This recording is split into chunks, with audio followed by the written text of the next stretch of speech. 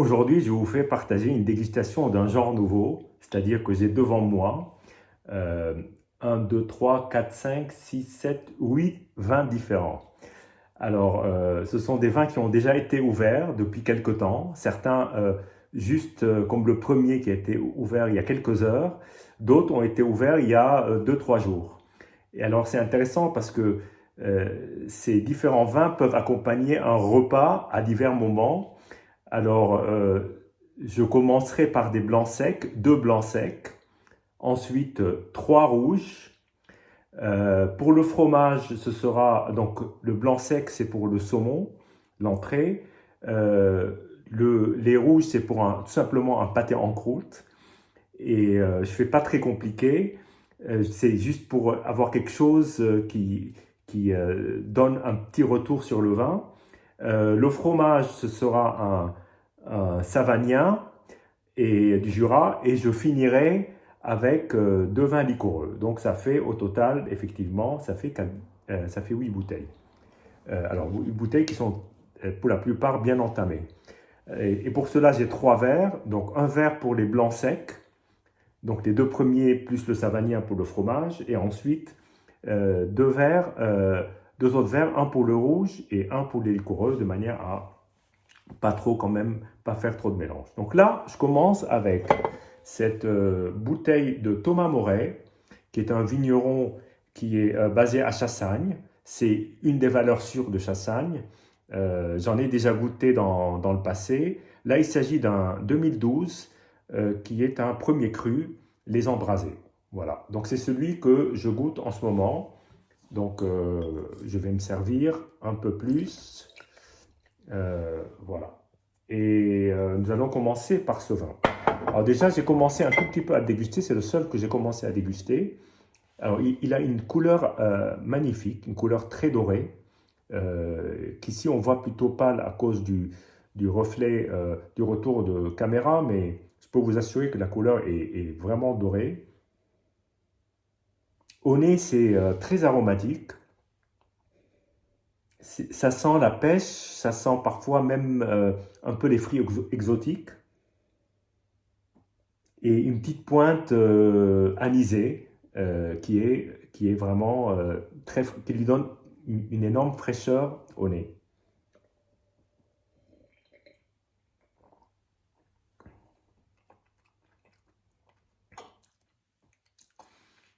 Alors, ça, c'est vraiment pour moi l'expression d'un Chassagne ou d'un Puligny, parce que des fois, c'est pas évident de faire le distinguo entre les deux. Vous savez, Chassagne et Puligny, ce sont les deux villages qui sont contigus et qui se partagent le grand cru du Montrachet, mais qui ont chacun leur premier cru et puis leur village.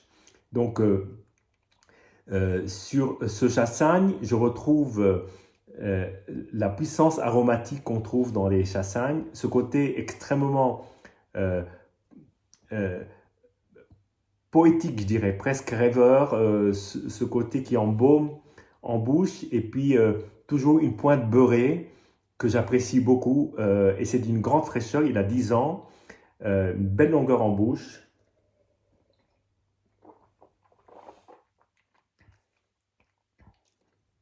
C'est vraiment superbe, superbe. 10 ans encore dans un état parfait.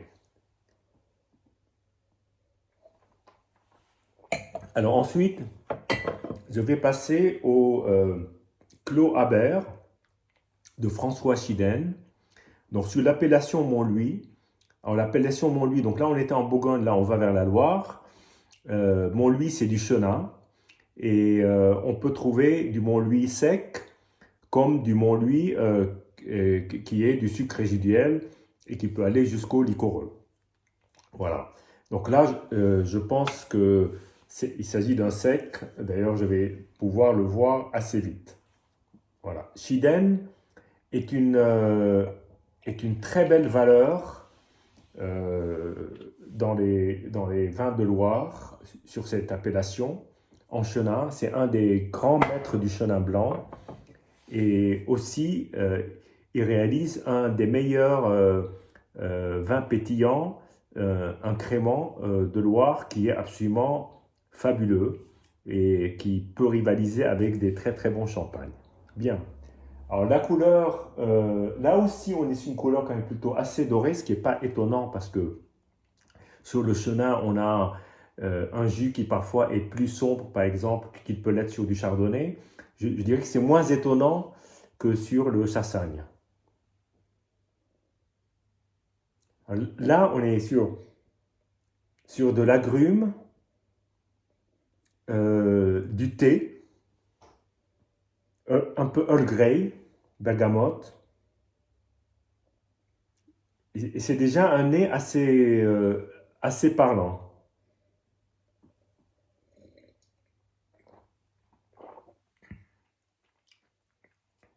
Alors là, on est sur un tout autre profil que le chassagne. On est sur un vin qui est sec, mais qui est plus... on sent quand même une très légère pointe de sucre résiduel, à peine. Il est en dessous du niveau pour sortir de la catégorie vin blanc sec. On est vraiment à la frontière, je pense. En tout cas, c'est un vin très ample, très brillant en bouche.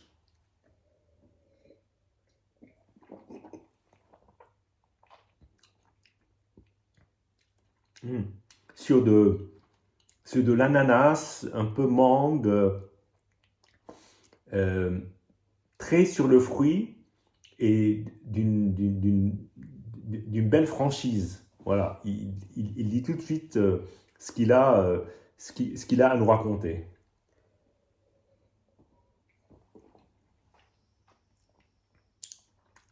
C'est un plaisir, vraiment un plaisir à déguster.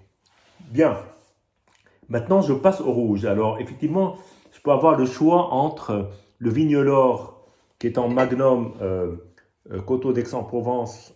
C'est une des plus belles signatures provençales euh, en 2010. On a un Bourgogne Dijon de Maniel Olivier en Pinot Noir, donc 2019. Et nous avons le Florentin, qui est un Gaillac, qui lui a été ouvert il y a quelques jours et qui a peut-être commencé un tout petit peu à développer des arômes un peu secondaires ou tertiaires. Alors moi, je vais commencer par le Vignelor, je terminerai par le Bourgogne parce que j'aime mieux garder le Bourgogne pour la fin. Sinon,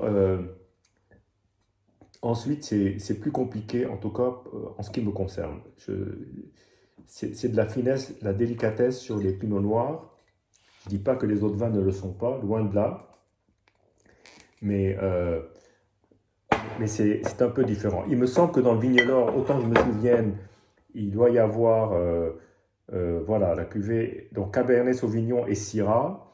Euh, c'est euh, c'est un, c'est un encépagement assez particulier qui rappellerait presque les Bordeaux euh,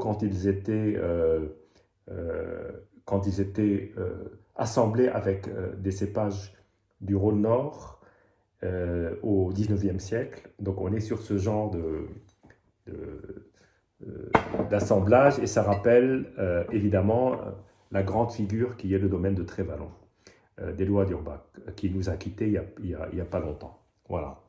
D'ailleurs, il est en de bonnes mains puisque son fils a repris. Alors, pour revenir donc à Vignelor, donc on est sur un 2010, ce sont des vins qui ont, semble-t-il, une grande capacité de vieillissement. Donc 2010 devrait être plutôt un vin jeune. On va le voir tout de suite. Alors déjà, la couleur est quand même assez sombre. C'est une couleur de presque bordelaise.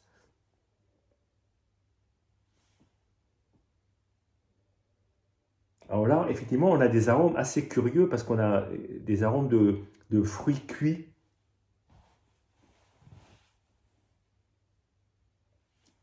très épicés, épices plutôt laurier, des épices plutôt provençales.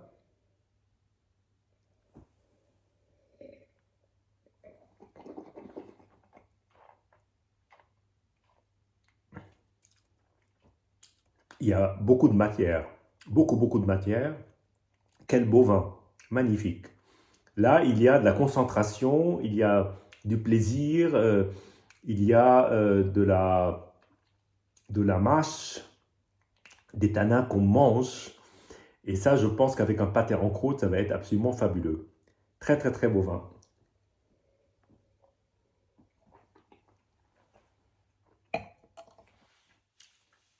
Très beau toucher dans le palais. Et il y a un réel plaisir, alors plus tard à l'accompagner avec un plat.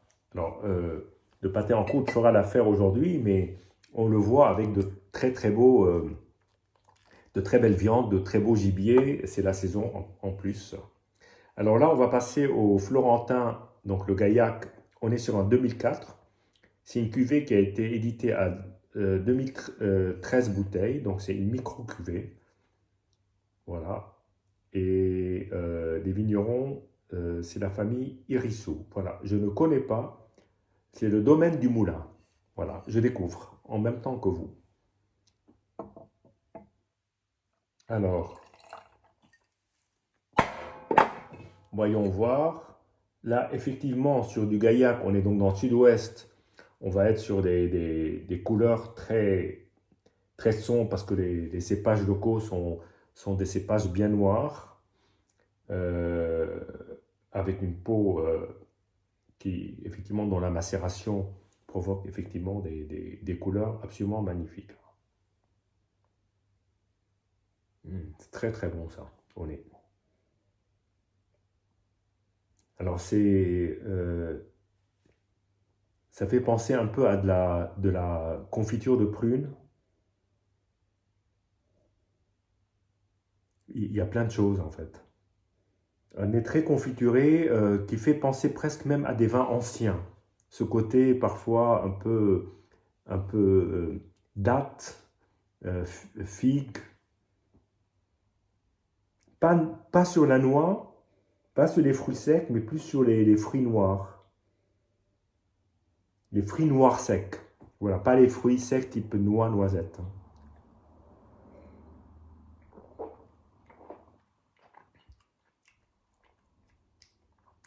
Mm.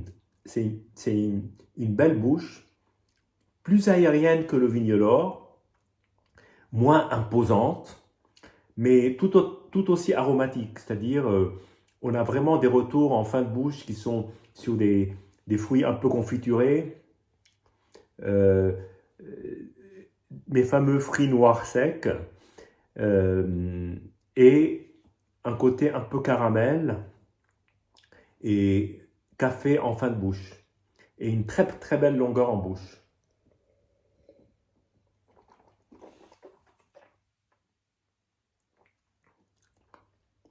Très belle texture, très, très fluide. C'est avec une légère pointe saline.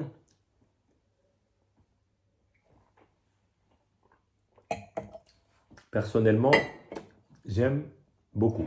Alors là, on va changer de registre. On va chez Manuel Olivier, qui est un vigneron récoltant. Donc, ce sont ses propres vignes. D'ailleurs, jusque-là, nous avons été que chez les vignerons récoltants et on le sera jusqu'au bout. Donc là, c'est un Bourgogne-Dijon. Donc, on est à Dijon même. Voilà. Il faut savoir qu'à Dijon, il y avait beaucoup plus de vignes il y a quelque temps, on va dire au 19e siècle, et avec bah, l'augmentation de l'agglomération, il y a eu évidemment des anciens hectares de vignes ou arts de vignes qui ont été transformés en habitation. Là, en l'occurrence, c'est sur la commune de Dijon et on est sur un cépage évidemment Pinot Noir. Voilà. Sachant que dans les cépages, le gamay peut rentrer aussi dans l'assemblage. Et dans ce cas-là, on l'appelle le Bourgogne-Pastougrin. Là, on est sur un Bourgogne-Dijon. Dijon, c'est une appellation contrôlée. Ben voilà, je ne le savais pas. Je l'apprends. Donc là, évidemment, on change complètement de registre au niveau de la robe. On est sur une robe beaucoup plus claire. Comme d'habitude, on voit le fond du verre. Sur un 2019 qui est quand même une belle année, qui a connu quand même pas mal de soleil.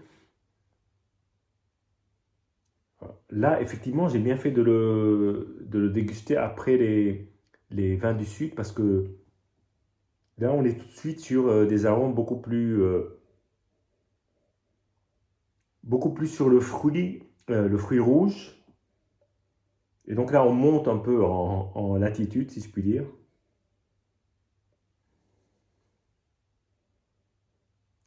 C'est un joli bouquet.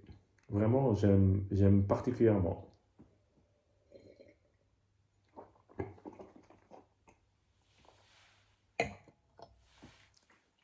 Là, on retrouve la texture du Bourgogne avec ce côté terre, ce côté tanin qui sont beaucoup plus terreux, et puis, euh, et puis les fruits rouges, je dirais la framboise, un peu la fraise, et ce côté vraiment très, très terre, très presque caillouteux. Voilà. De la terre plutôt sèche que humide, mais c'est un beau vin, juste en appellation Bourgogne-Dijon. Je suis vraiment surpris. Voilà.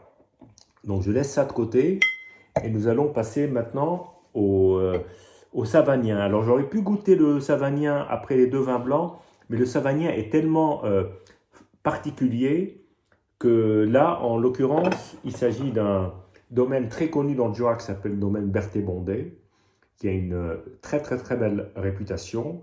Là, on est sur un Côte du Jura, donc sur la partie qui est dans l'appellation Côte du Jura. Vous savez, il y a plusieurs appellations. Il y a Arbois, en est une autre, pour donner un exemple. Et sur le Côte du Jura, en blanc, il y a en rouge aussi. Les deux cépages, à ma connaissance, qui sont autorisés, ce sont le Savagnin et le Chardonnay, comme en Bourgogne. Et on peut faire des Côtes du Jura houillées à la bourguignonne, mais aussi on peut faire des vins sous voile. Et ça, je pense que ça doit être un vin sous voile, sauf erreur de ma part. Donc, c'est issu d'un terroir de marne du Jurassique, ce qui est souvent le cas. Élevage de 3 ans en fût sous voile. Voilà, donc c'est bien, sans houillage. Sous voile de levure. Donc c'est le principe où on laisse se former un voile dans la barrique et qui protège le vin d'une certaine façon. Et c'est une très très très lente oxydation. Servir à 13 degrés avec du comté, je ne sais pas si j'en ai, mais si j'en ai, je ne manquerai pas. Voilà, des poissons, des fumées, du curry, du champignon. Voilà. Il titre à 13,5. Voici pour la carte d'identité de la bouteille. Et maintenant, je vais attaquer ce vin. Alors, que je ne me trompe pas de verre. Voilà, je vais prendre celui-là. Donc là, du coup, une couleur à nouveau dorée. Là, décidément, je pense que les deux liqueurs ne vont pas déroger à la règle. On est sur de belles couleurs. Ah oui, là, on est vraiment, il n'y a pas de doute, c'est un vin sous voile. On est tout de suite plongé dans le monde des vins du Jura que moi, personnellement, j'adore. Donc, tout de suite, on est sur de la noix, on est sur des arômes fleuris, mais la noix domine. Et là, on est plus, ça me fait penser parfois à des eaux de vie. Une eau de vie de prune, par exemple. Une vieille prune. Vieille prune, mais même aussi certaines très bonnes grappas. Par exemple, chez Gaïa, il y a une grappa qui est absolument magnifique dans le Piémont. Et là, on est sur les mêmes profils aromatiques. Alors, en bouche, évidemment, on n'est qu'à 13,5. Sur les grappas, on est à 40, voire au-delà.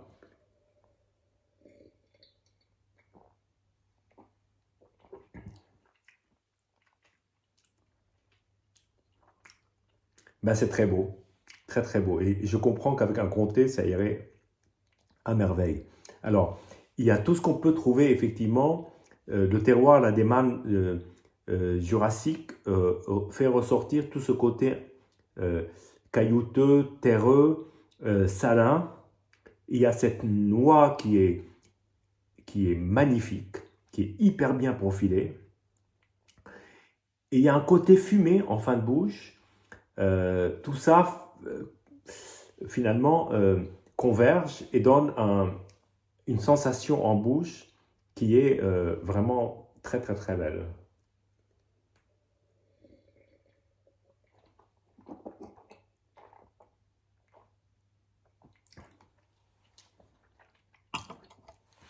C'est vraiment superbe. J'aime beaucoup. Il y a, il y a un côté vraiment très terrien finalement dans ce vin. On a la sensation que on est allé creuser dans la terre pour s'imbiber de ce que la terre peut nous donner. En tout cas, une vraie splendeur. Alors maintenant, je vais terminer avec deux moelleux. Pour le moment, je tiens le coup. J'en reviens pas. On va commencer par un Vouvray moelleux de chez Foro. Alors Foro, c'est un des grands du Vouvray. Alors les deux grands auxquels on pense souvent, c'est Huette, le Clonodin et Foro. Et là, on est sur une réserve 2018.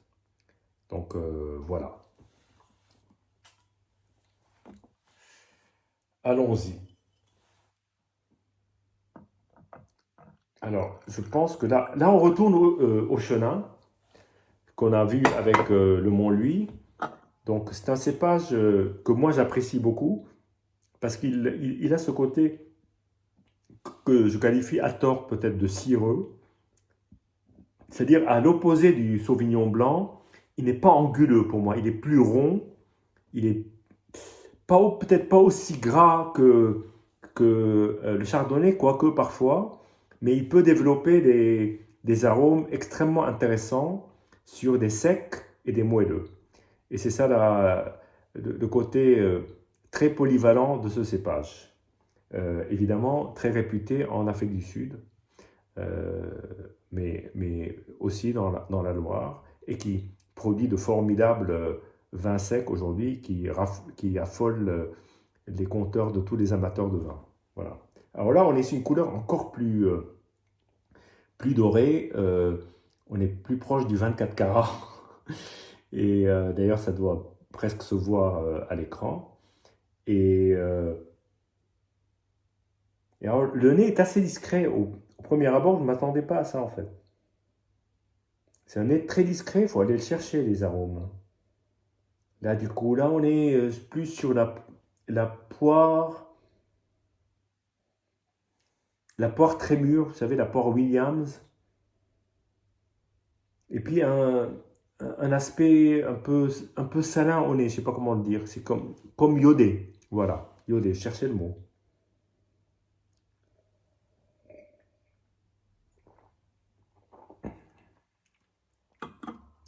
Alors, la bouche est à l'opposé du nez, complètement à l'opposé.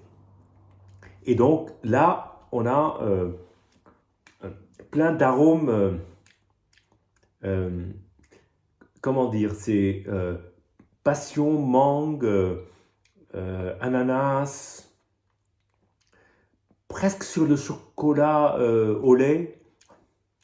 Et puis une belle assise, une belle densité. C'est absolument magnifique.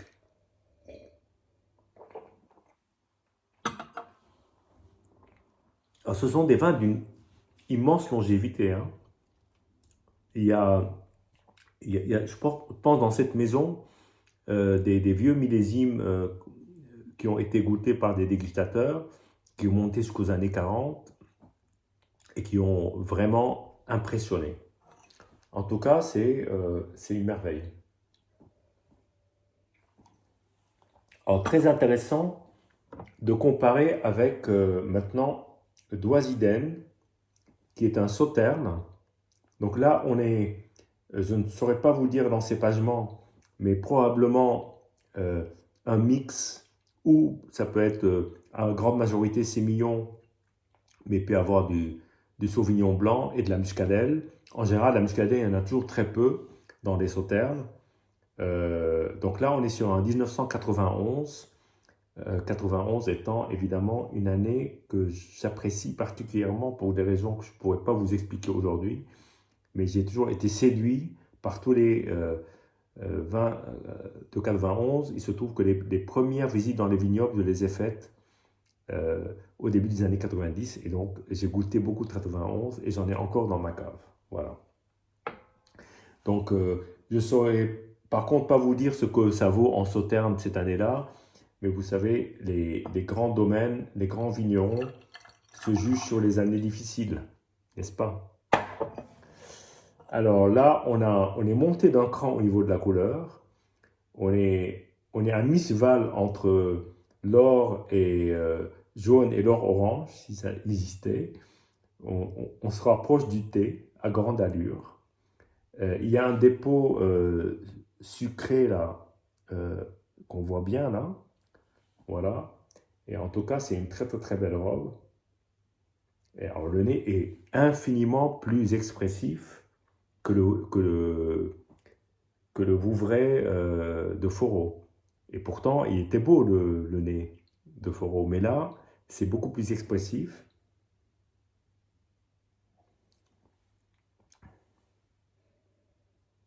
Et là, on est sur de la pâte de coin.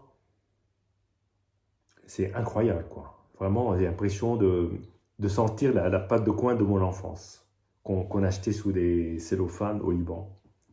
Voilà.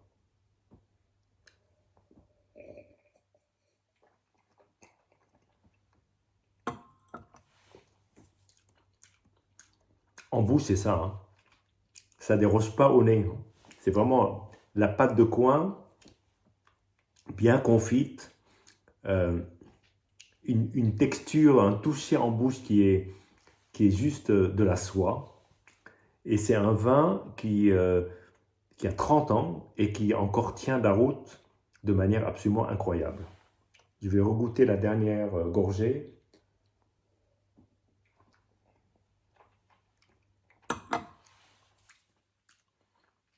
Vraiment, vraiment très beau. Très, très, très beau. Ben voilà, je suis arrivé jusqu'au bout des 8 bouteilles. Un joli petit marathon, sans bouger de mon siège. Je n'ai pas fait de sport, à part bouger le bras. Voilà. Et c'était une dégustation assez particulière que j'étais très heureux de partager avec vous. Voilà. Je vous dis santé et puis à très bientôt.